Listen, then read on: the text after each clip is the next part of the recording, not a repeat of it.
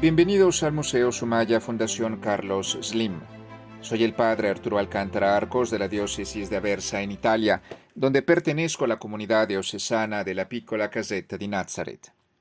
En esta ocasión deseo presentarles como parte de la serie intitulada Escenas del Via Crucis bíblico en las colecciones del Museo Sumaya, una obra que se refiere al tema de la novena estación del Via Crucis bíblico, o sea, Jesús encuentra a las mujeres de Jerusalén.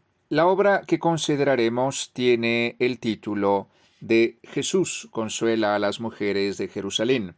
Se trata de una obra novohispana de autor anónimo, realizada alrededor de los años 1750 al 1800. Es un óleo sobre lienzo. Les invito a que podamos considerar más de cerca esta obra y sobre todo a que nos podamos acercar más al rico contenido teológico que esta pintura nos presenta a partir del paso del Evangelio que la ha inspirado. La obra que tenemos enfrente es una obra novohispana de un autor anónimo y que es parte de una serie de imágenes del Via Crucis tradicional.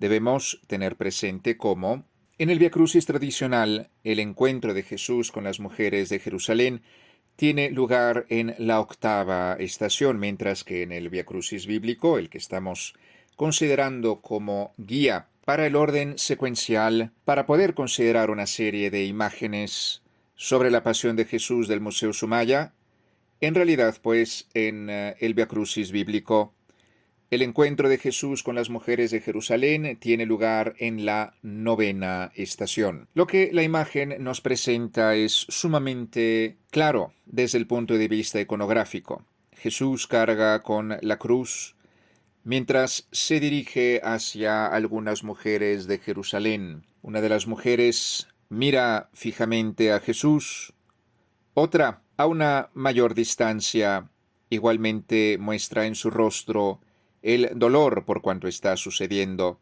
mientras que otra finalmente no logra sostener la mirada de la imagen que tiene delante.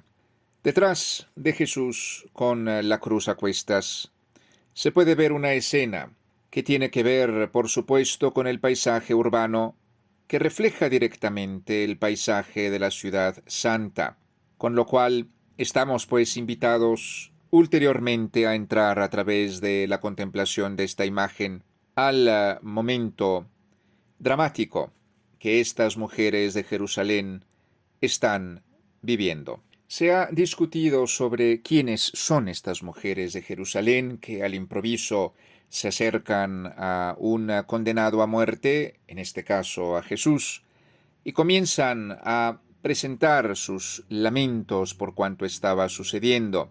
De hecho, tengamos presente cómo el Evangelio según San Lucas, al capítulo 23, versículo 27, nos presenta en manera clara lo que ha sucedido en aquella jornada.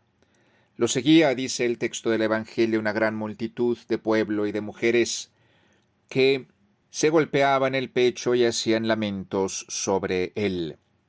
Hasta aquí el texto evangélico. Como he dicho, algunos estudiosos han hecho una serie de hipótesis sobre quiénes eran exactamente estas mujeres de Jerusalén que se acercaban a Jesús. Una de las hipótesis que surge tiene que ver con el hecho de que se tratara de una especie, presentándolo en términos cristianos, por así decir, de cofradía, de hermandad, por así decir, de la buena muerte, de personas, esto es, que voluntariamente se acercaban a los condenados a muerte. Quizás, si les era posible, les daban agua, o de alguna manera les enjugaban el rostro, o quizás simplemente los consolaban en su camino hacia el lugar del suplicio. Y esto porque, recordémoslo, el texto subraya que son mujeres que hacen lamentos sobre él, lo cual abre la puerta a identificarlos también, identificarlas en este caso con otras mujeres del Antiguo Testamento que habían hecho lamentos por otras personas. Y Jesús nuestro Señor directamente las llamará hijas de Jerusalén, con lo cual su lugar de origen queda particularmente claro en este paso del Evangelio. Así pues, existía algo que podía hacer que hubiera una causa de un lamento. Esto porque a nosotros nos cuesta trabajo entender cómo podemos ir ante un condenado a muerte para animarle en su camino. Esto es algo que a nosotros, occidentales del siglo XXI, nos cuesta simple y sencillamente mucho trabajo comprender. La cuestión, sin embargo, en el Israel de la época de Jesús es muy diferente. Los que condenan a muerte, los que llevan a cabo el suplicio, son ocupantes romanos, mientras que los que sufren y padecen por estas acusaciones, por estos juicios, a veces, sin duda, injustos, y muchas veces, sin duda también, por motivos que tenían que ver con intentos de liberación del poder ocupante.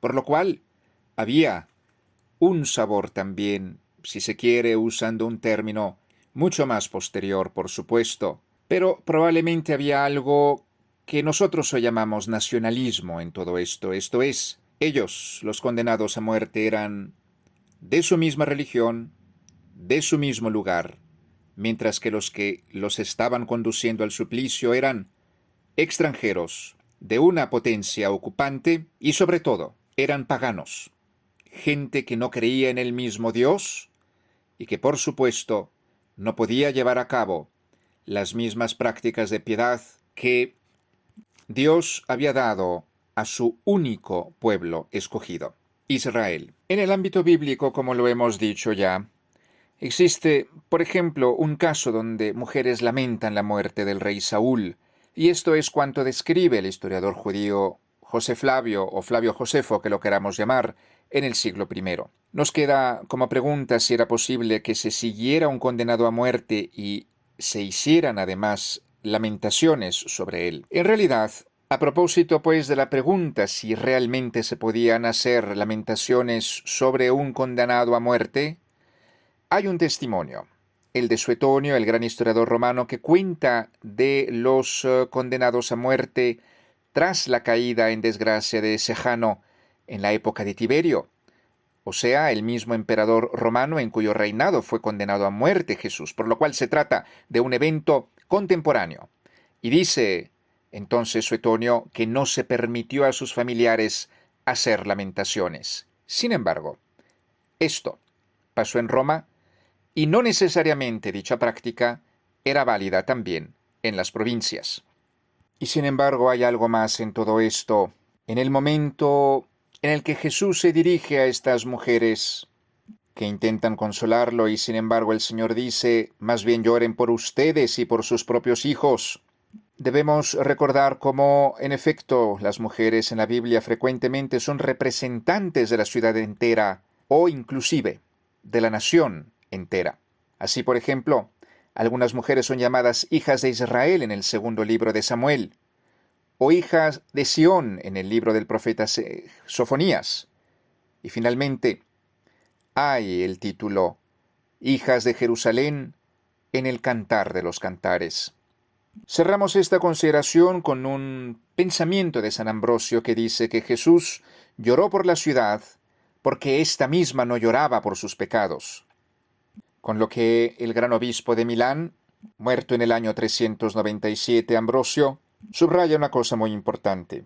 Las mujeres de Jerusalén en realidad no habían comprendido en el fondo quién era Jesús, y por esto en el fondo hacían lamentaciones sobre él de esa particular manera, y esto provocó también la respuesta de Jesús, más bien lloren por ustedes mismas y por sus hijos.